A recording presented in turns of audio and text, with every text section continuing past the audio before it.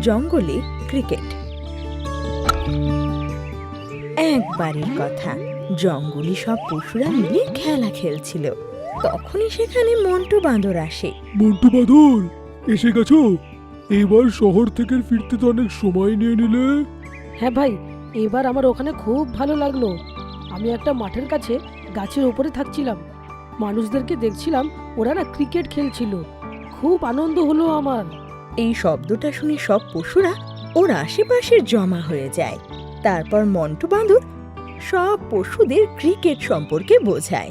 সবাই ক্রিকেট অল্প অল্প বুঝতে পারে। তারপর ওরা সিদ্ধান্ত নেয়, যদি মানুষরা ক্রিকেট খেলতে পারে তাহলে আমরা কেন নয়? হ্যাঁ, আমিও তো সেটাই চেয়েছিলাম, তাই জন্য তো ব্যাটার বল নিয়ে এসেছি। তারপর আর কি, তারা একটা ভালো জায়গা খোঁজে আর স্টাম্প লাগিয়ে দেয়। তারপর সবাই মিলে খেলা শুরু করে।